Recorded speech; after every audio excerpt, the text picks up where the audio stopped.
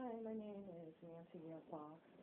I'm a psychic medium, and I'm somebody who's been victimized, who was slandered and stalked and framed and set up. And my daughters were stalked at our house. And I just want to tell you the reality version, the fact version of the victimizing, and put my psychic tips with it. How I figured out how they adopt girls as sex slaves by framing nice families. And I got sober at age 25 in 1985. And I'm in my 30th year of sobriety and a long-time sober member, Alcoholics Anonymous, and an Al-Anon member for many years. My ex-husband and I were legally separated January of 2000, and that was stamped in the Vantage Court 2002.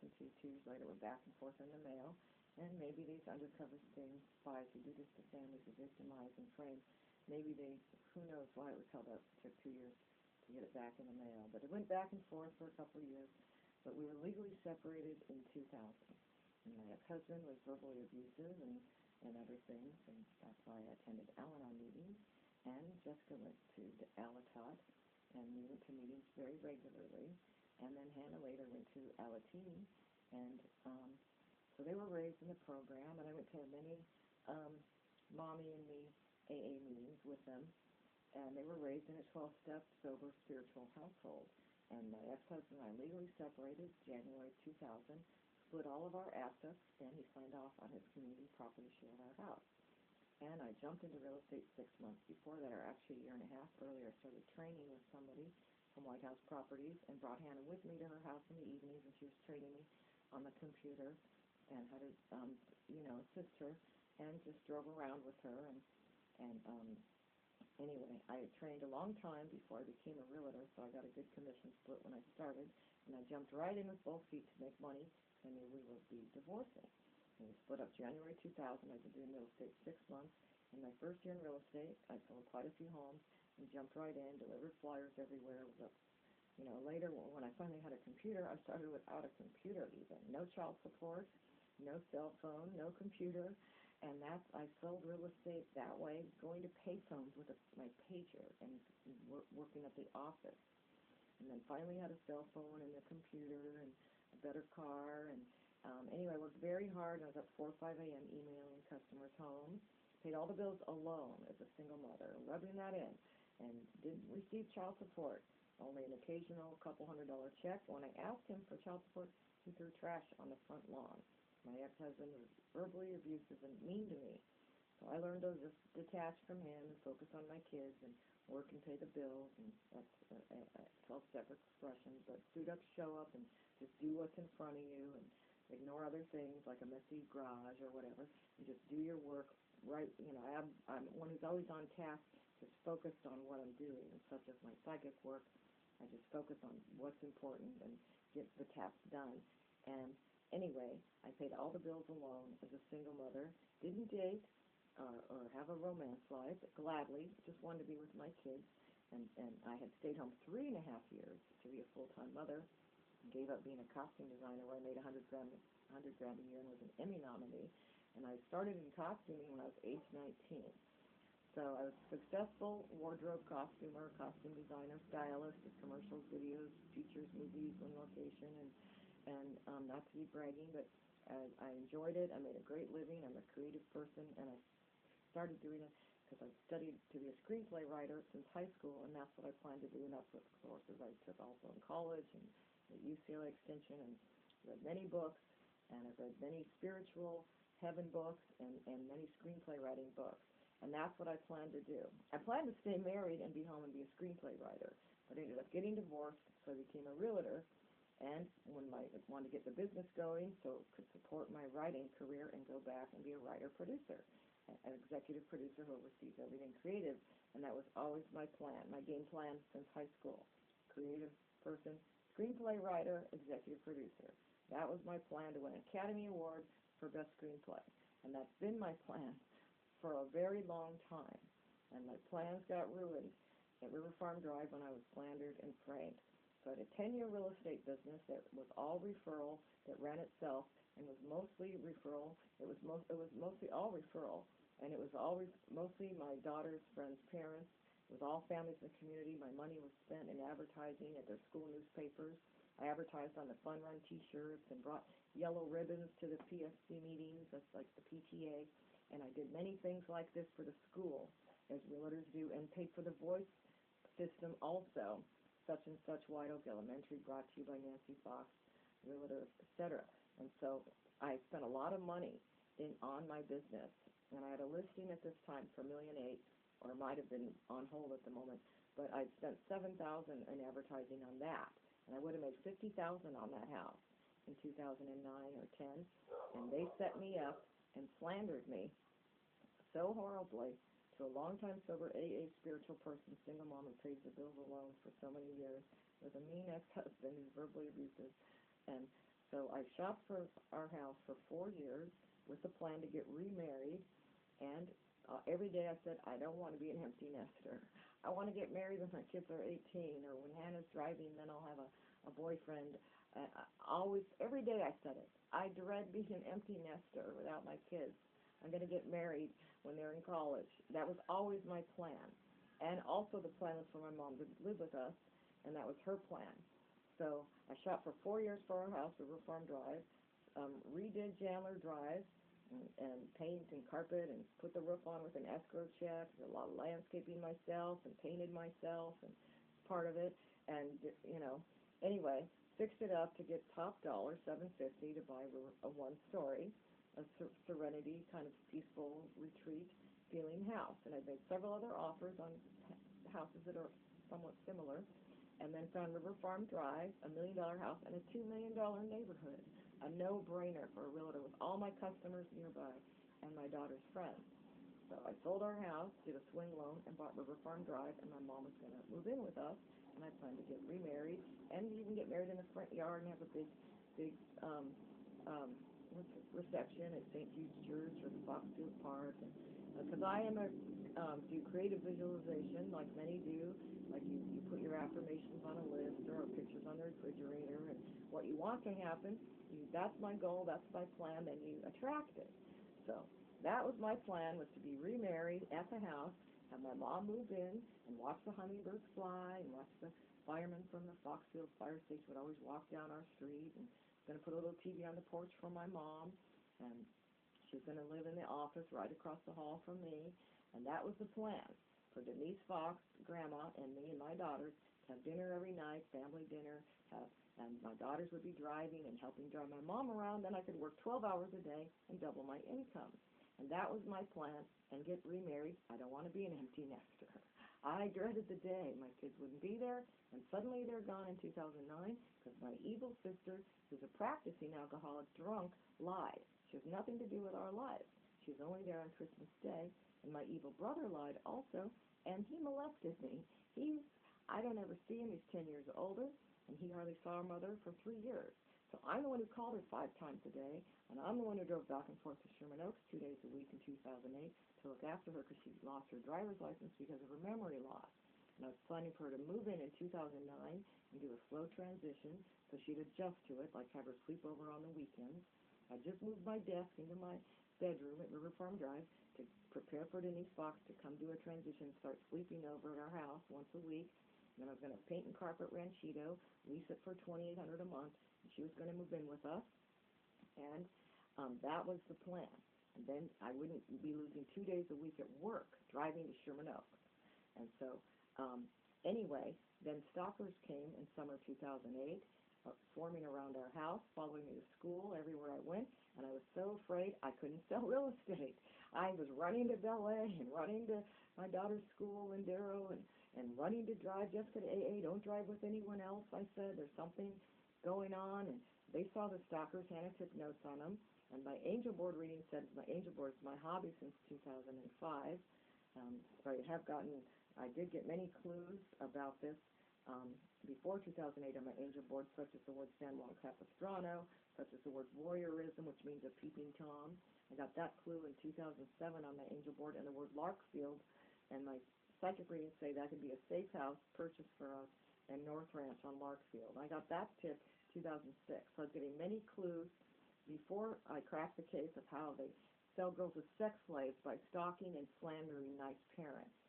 And then I was slandered, just like my angel board reading said. 2 or more lies, son of Satan, conspiracy, take people to slavery by lying. And the stalkers were swarming around our house.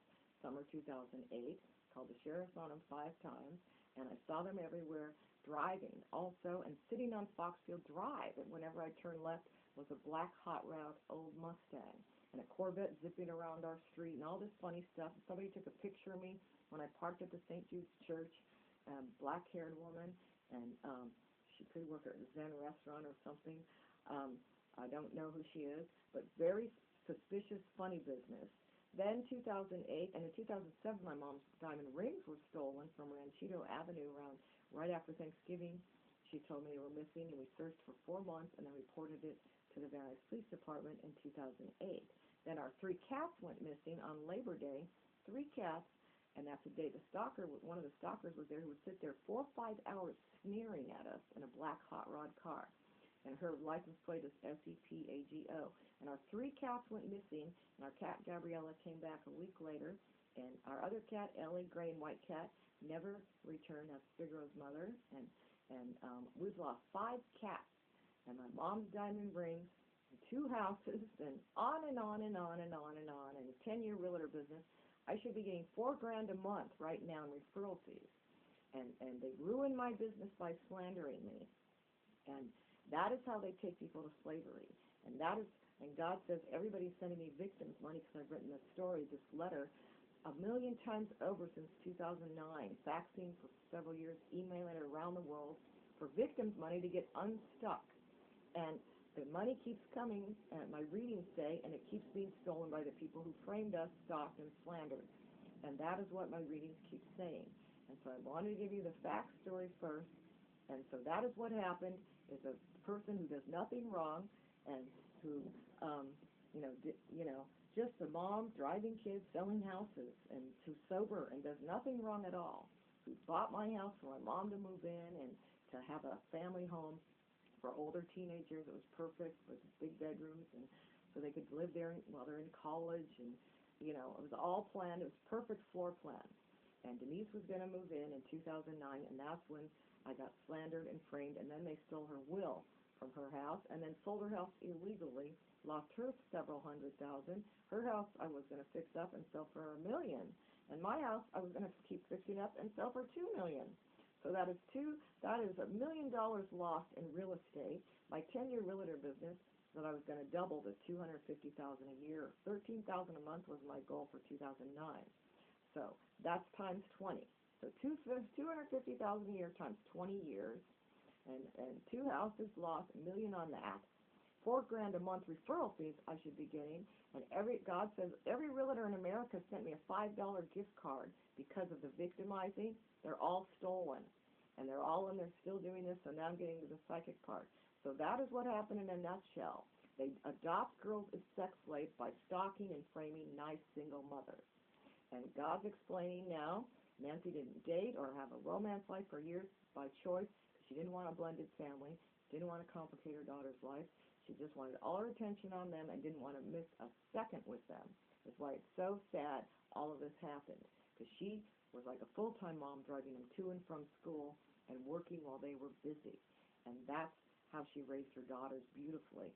And they moved out to the Conejo Valley, to the suburbs where it's safe, where there's clean air and less congestion and great school system, and a small community, like a small town feeling, with more conservative type people than the valley, where it's safer. And she moved out there. They moved out there for safety of that community. And then here they are. The kids were taken back to the valley. Nancy couldn't pay utility bills because her sister lied to DCFS horribly and lied Nancy wasn't taking psychotropic medication.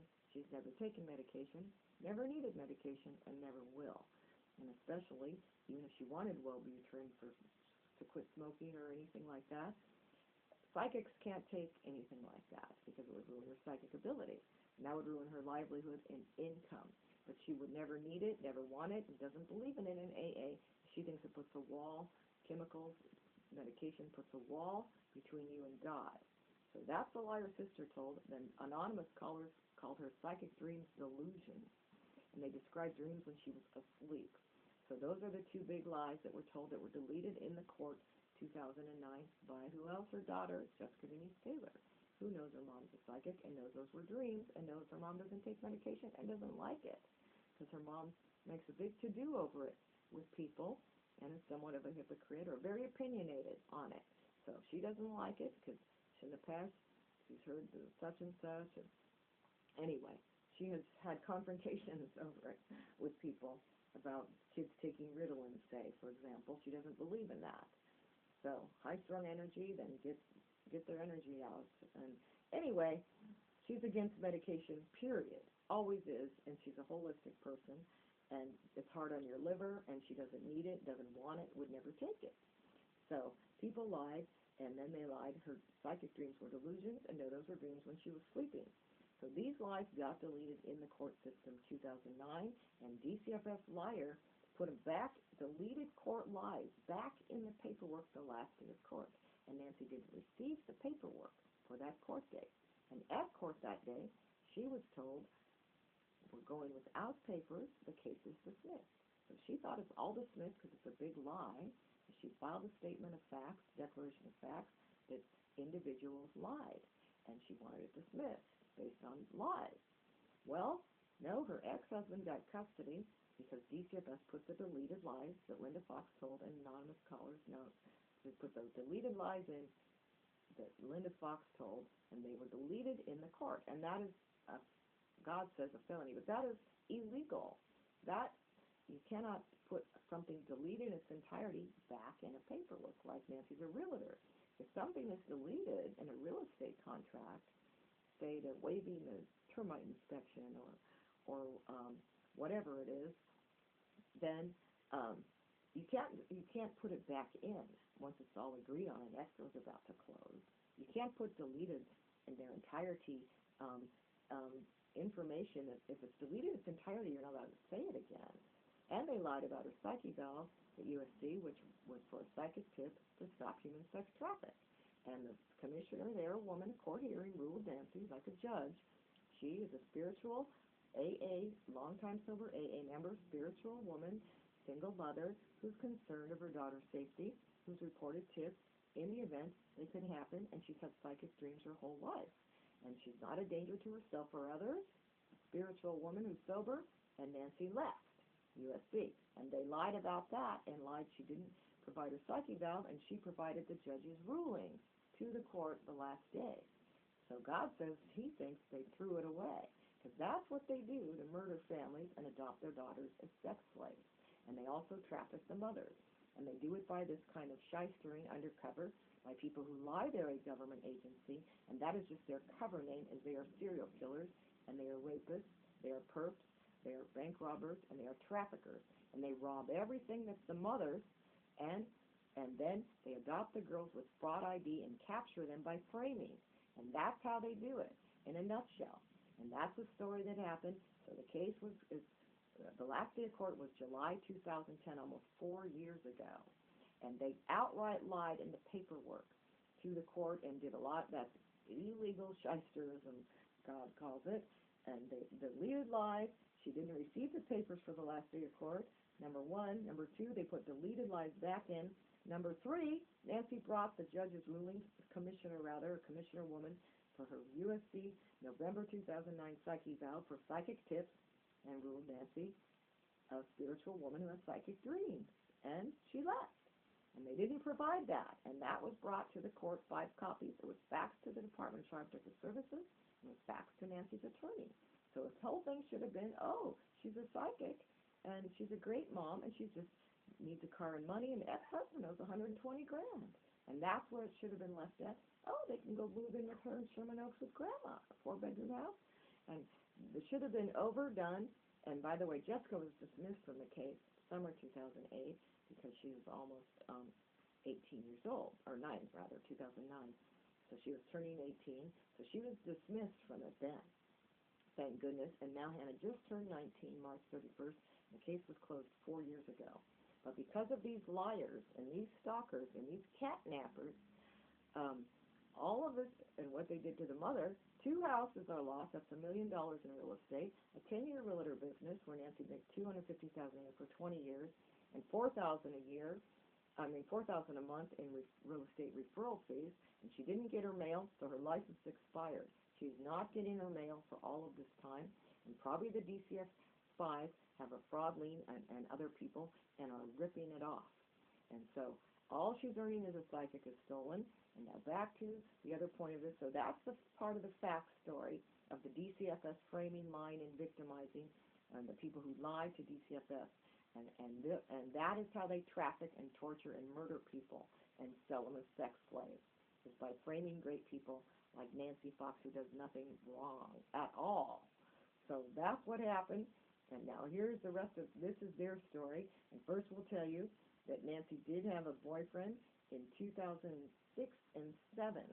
And she waited till her daughters were older to date, and she had a boyfriend, a man she fell in love with at age 28, 29 years old. She fell in love with a man and dated a man, and then he called 16 years later, December 2004, and that's the day Nancy finished her screenplay called Angels Anonymous. And he happened to call around the same time or the next day. She just had sent it to the Writers Guild to register it, 2004 December, and she did send it to him as he's a writer. Then they got together fall 2006 or 5. Fall 2005, and then December 2005, and then he became her boyfriend 2006-07. And he called her from London when he was there working, selling his movie to Peter O'Toole, the late Peter O'Toole, who's here in the reading, and we're first doing the facts and now reading.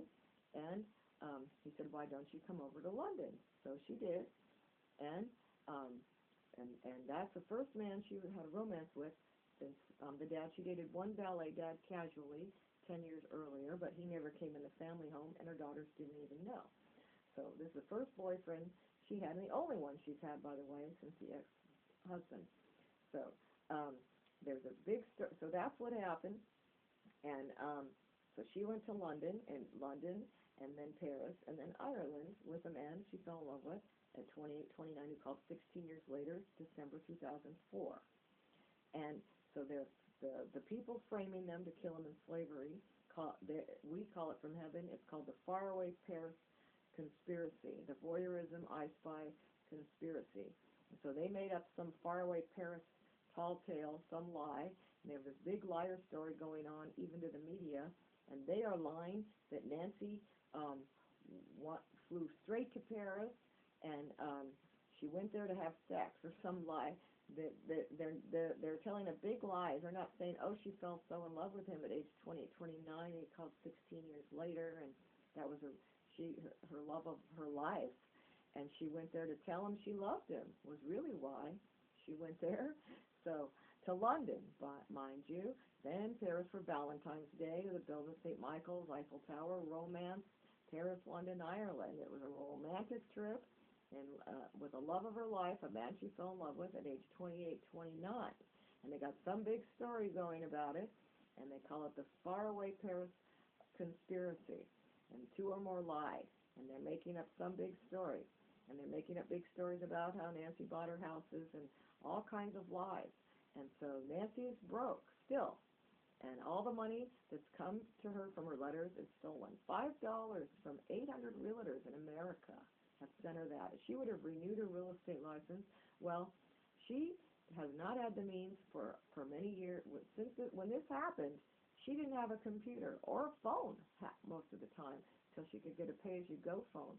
So she hand-wrote our channel, Saint Writing, from God and Jesus and everyone, and Nixon and her dad and Lady Diana and JFK, hand-wrote it all and faxed it to Barack Obama confidentially, a lot of it, and it's coming back to LA County in a sealed-up White House envelope for Nancy Gill Fox, the Lord of Son of God only. And they're breaking those seals and handing it to everybody, and she sent that confidential to the president. So they are ripping off White House property, and that's another felony. And so it's called the Faraway Paris Voyerism Conspiracy. They did I Spy in the Home at River Farm, and Peeping Tom on two virgin teenagers, or Hannah might have been younger. They did I Spy on virgin sweet girls, and they edited it, and then they put a cat in it that they stole fall 2008 and sent it all over to sell them as sex slaves. Then they pay people to lie Peeping Tom's pornography, and that's to sell them as a sex slave, to murder them. So So anybody in the two or more faraway Paris conspiracy, voyeurism conspiracy of liars is going to go to prison in 89 countries. So the mortgage broker stole Nancy's Son of God funds and job, and that was in 2008 or 2007, October 7th, from 5 places in Westlake Village, and said she'd take all her Son of God money and pretend she was the accountant or something, and then frame the family to sell them to slavery. And she's the one who edited the Peeping Tom and put a cat, the family's cat they sold two cats. 3 were stolen, 1 returned. Kid running home all skinny and dirty a week later, but baby, a black-haired cat, long-haired cat, and gray and white cat Ellie were stolen. And they put a cat and Peeping Tom as a virgin high school Jessica Taylor, a good student at Westlake High, sober AA member teenager. And they sold her as a sex slave by framing her for animal cruelty to arrest her with a fraud to take her as a slave, handcuffed her, rape her to death. Because that's how they do it. And anybody who is trying to frame my daughter, Jessica Taylor, will get executed and hung on national television. Anybody who is lying about her ethics and her sobriety, she's 7 years sober, over 7 years sober at age 22, and a speaker, an animal lover. She's an equestrian teacher at the horse stables, and she is the best pet owner in history. And God and people might be lying that she's neglecting her pets, and that's murder in the first degree if you're siding in that Devil Evans mother conspiracy, because she was busted by Barack Obama fall 2007 at River Farm Drive. He was showing the proof some way by the Japan stings who came to save Nancy, Hannah, and Jessica's life to prove the Evan Devil's mother sold a virgin teenager, AA member, great student at Westlake High, with Peeping Tom to murder her. And that's anybody who's trying to frame them, anybody stealing Nancy's victim's money and her guru money and her channel writing money, anybody who's stealing her stop traffic office money and hindering her workflow is going to get hung or executed. And that's the Faraway Paris Devil Conspiracy. The Animal Cruelty Center from Japan proved the Evans Devil mother did this to Jessica Taylor with a cat they stole and Peeping Tom. So if anybody's lying about she is the best animal lover there is. She is sweet, she is innocent, she is sentimental, and she's a sober AA long-timer at age 22, and all the kids love her. She teaches horseback riding too, and they all call her Miss Jessica. And she scored the top score on an equestrian test when she worked at Foxfield also, the horsemanship test. And she's a 4.8 grade average, 3.8 or 4.0. She's brilliant, intelligent, sweet, sensitive, sentimental, and they did this to this sweet girl, and they were busted. And anybody, and that's Nancy getting very angry, she's done these readings for years, and so the mortgage broker is trying to murder Jessica Taylor still. And anybody lying about her is going to get executed, and the Devil Evans, 2 or more life, faraway Paris, liar, killer conspiracy, rape and torture, sex slavery, sex trade, top secret fair game exchange of a worthless person means you rob their money, you stalk them, you frame them, you lie about them, you edit Peeping Tom and kill them. That's what it means. So they owe Nancy money for slandering, and many were supposed to pay her this fall 08. And if you didn't pay her the slander money or the victim's money you're stealing, or her stop traffic office rent money, or her guru channel writing money, if you're ripping off her money, you'll be executed on TV. So that's the story. Anybody in the Faraway Paris conspiracy had better listen up to the TV. 5 p.m., it better be on, says God. This has gone on long enough, and they did the same thing to beautiful Hannah Grace Judith Taylor from the Devil Mother at Wells Fargo, Thousand Oaks on Townsgate Road. Murder she's charged with. Premeditated torture, rape, murder, bank robbery, framing. She's supposed to go to prison in spring 2009. That's an order from 89 leaders. So if you're stealing Nancy's money and sending it to Jan and Janine the devil, or sending it to Lynette and Mammoth Lakes the drunks, or to Stephen Ohine as Birkenstocks the janitor, you're going to get gunned down. And that's a fact, because you're in a murder conspiracy. They planted Peeping Tom or some kind of papers in ballet class, rad ballet on Hannah Taylor. They put Peeping Tom in her computer